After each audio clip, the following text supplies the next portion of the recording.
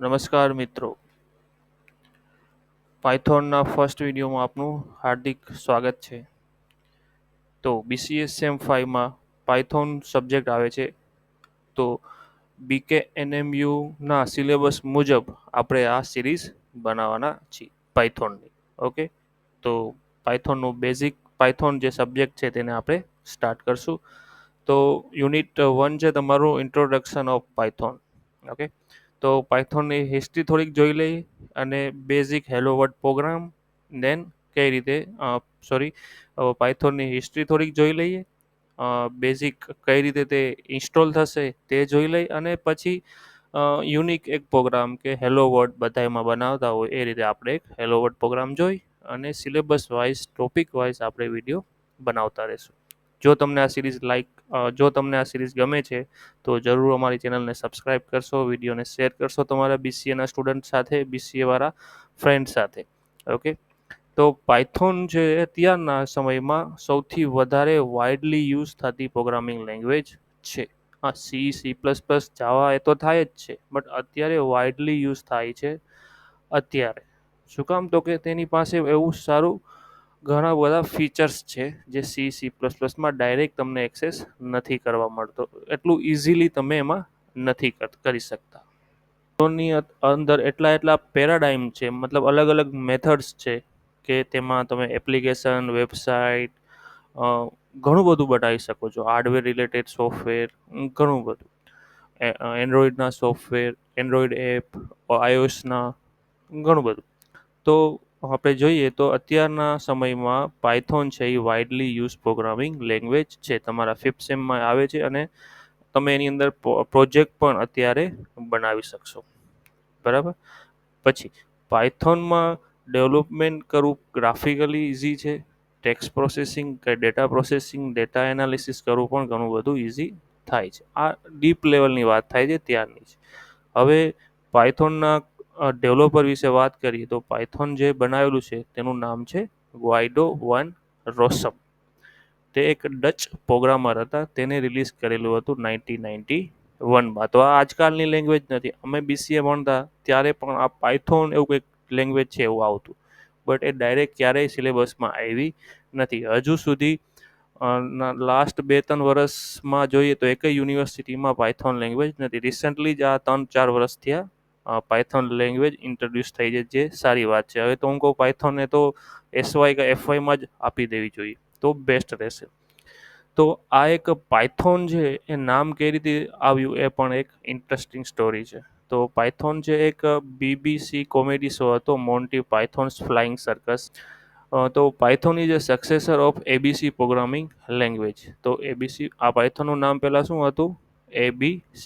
At the time of this writing, Python 3 is the latest major release of Python 3.12. અત્યારનું latest version હોય તો 3.12 છે. Last 20 યરથી Python has been the top most programming લેંગ્વેજમાં આવે છે હજુ સુધી.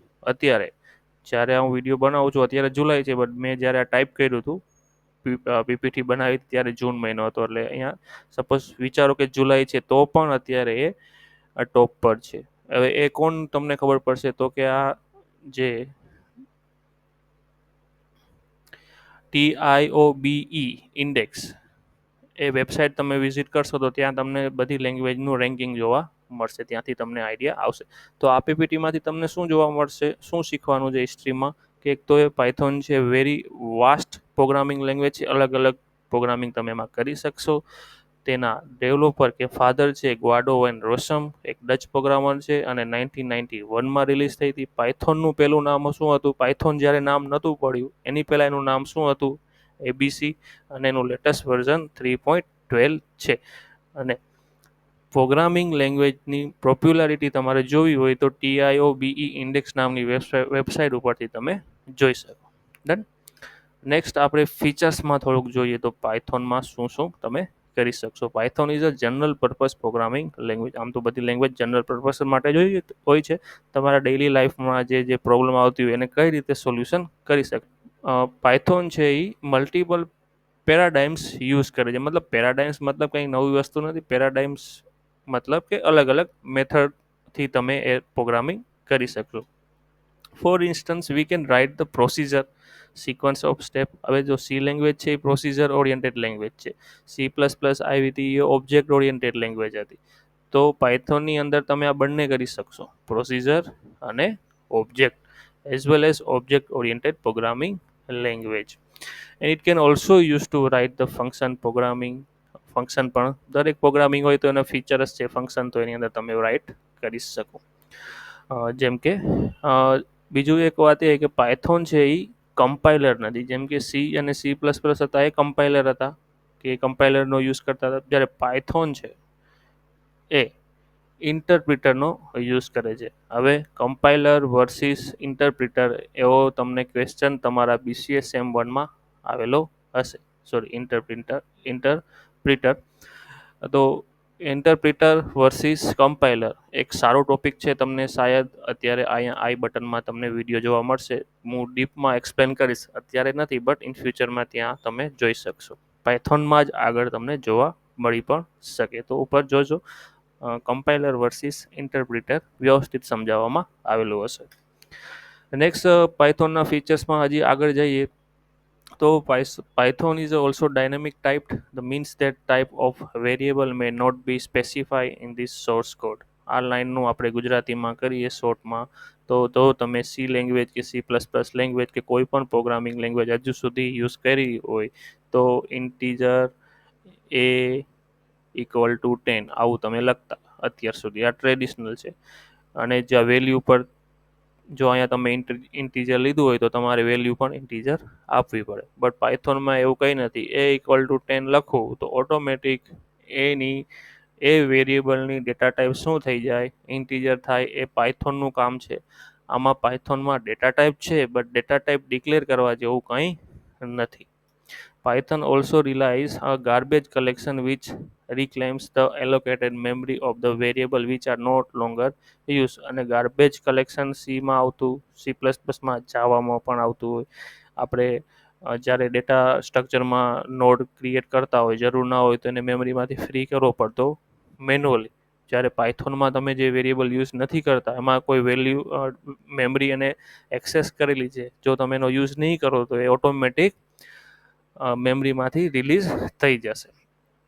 This relieves the programmer to task the memory de-allocation. જેમ કે મેમરી એલોકેશન ને ડી-એલોકેશન ડેટા સ્ટ્રક્ચરમાં આવેલું, સિમિલર ટુ જાવામાં પણ ઓટોમેટિક થાય છે.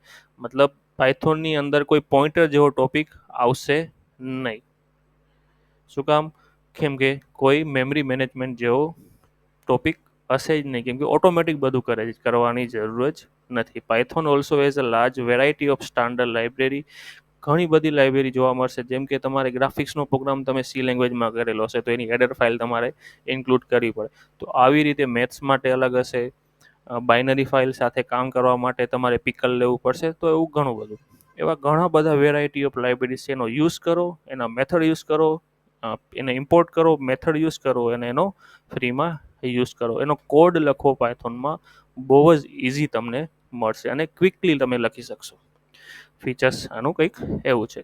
તો નેક્સ્ટ સ્ટેપ આપણો આવ્યો હવે કે ડાઉનલોડ કરવો પડશે પાયથોન. એના વગર તો કામ નહીં થાય કંઈ. તો પાયથોન ક્યાંથી ડાઉનલોડ કરશો? તો એની ઓફિશિયલી વેબસાઇટ ઉપરથી જ ડાઉનલોડ કરવું, બીજે ક્યાંથી ન કરવું. બધામાં ચાલશે, iOS, લિનક્સ, વિન્ડોઝ, વોટેવર તમારી OS હોય તે.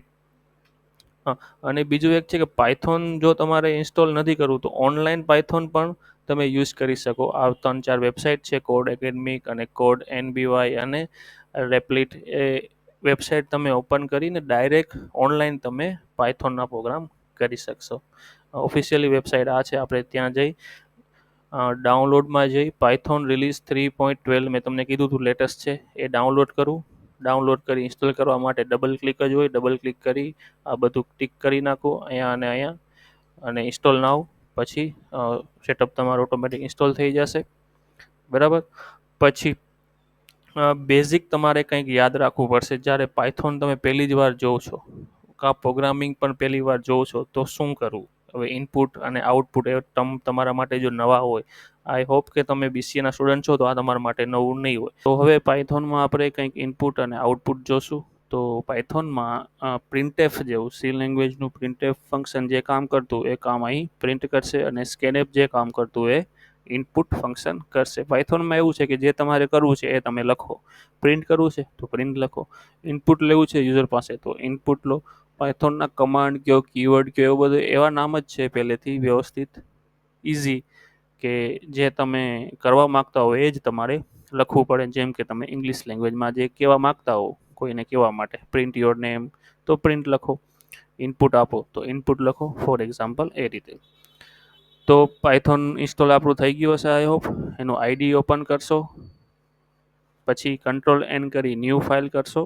ન્યૂ ફાઇલની અંદર આપણે એક કોડ લખશું, તેને સેવ કરશું અને Ctrl+F5થી આપણે તેને રન કરી આઉટપુટ ચેક કરશું. બે રીતે પાયથોનના પ્રોગ્રામ થશે. એક તો તેના સેલમાં અને અથવા તમારે નવી ફાઇલ ક્રિએટ કરીને કરવું હોય તો બે એક્ઝામ્પલ આપણે હમણાં જોશું. ને પાયથોનનું એક્સટેન્શન શું છે?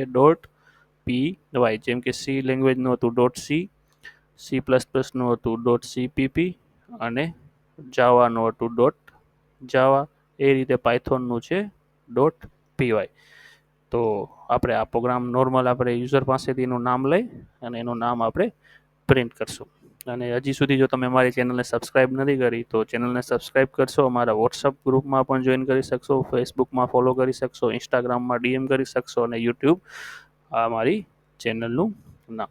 તો આપણે જોઈએ છે પાયથોનની અંદર કઈ રીતે આપણે નોર્મલ પ્રોગ્રામ કરી શકશું. બે રીત છે. તો પાયથોનમાં આપણે હેલો વર્ડ પ્રિન્ટ કરવું હોય તો પ્રિન્ટ હેલો વર્લ્ડ, સેમિકોલન જરૂર નથી, એન્ટર મારો એટલે તમે પ્રિન્ટ. આમાં ક્યાંય હેડર ફાઇલ નહીં આવે, નેમ ફંક્શન નહીં આવે, આ કશું નહીં આવે. બટ આ સેલ પ્રોગ્રામિંગ છે. આ પ્રોસિજર, આ સેલ પ્રોગ્રામિંગ છે. હજી આમાં કોઈ ફાઇલ બનાવી સેવ કરવાનું એ બધું હવે આવશે. તો તેના માટે શું છે શોર્ટકટ? આપણે નવી ફાઇલ બનાવવું હોય તો Ctrl+N અને હવે હું લખું છું. યુઝર પાસેથી પહેલાં ઇનપુટ લઈ લઉં, તે હું નેમની અંદર લઉં છું. હવે નેમનો હવે મારે ડેટા ટાઈપ સ્ટ્રિંગ કે કેરેક્ટરનો એરે ડિક્લેર કરવાની જરૂર નથી. Input function enter your name, કે નામની અંદર મારી પાસે એક યુઝર જે એન્ટર કરશે તે આવી જશે. હવે એને હું પ્રિન્ટ કરાવું, વેલકમ ટુ BCA સ્કૂલ, અને અહીંયા વખત રાખી દઉં નેમ. હવે આને ક્યાંય સેમિકોલન કરવાની જરૂર નથી. હું સેવ કરીશ 01 hello.py અને ખાલી F5 દબાવવાથી એ રન થશે. તમે સેલમાં આવી જશો, ત્યાં તમે જોજો hello.py રન થઈ ગયું છે અને નામ હું એન્ટર કરું છું સુમિત. તો welcome to BCA school Sumit. તો આ એક થઈ ગયો તમારો સિમ્પલ, સાવ સાદામાં સાદો પ્રોગ્રામ.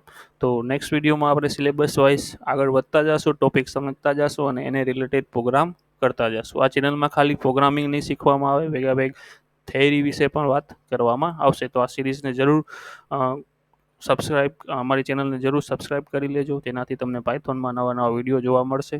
અને આ પ્લેલિસ્ટને જરૂર ક્યાંક સેવ કરી રાખજો, એટલે આ જ સિરીઝમાં કન્ટિન્યુમાં તમે વિડીયોને જોઈ શકો. કેમ કે આપણે બધા વિડીયો સિલેબસ વાઇઝ જ કવર કરવાના છીએ. જ્યાં સુધી બને ત્યાં સુધી આપણે વિડીયો ફટાફટ બનાવતા રહીશું. ઓકે, તો મળીશું આપણે હવે નેક્સ્ટ વિડીયોમાં. ત્યાં સુધી જય હિન્દ, જય ભારત.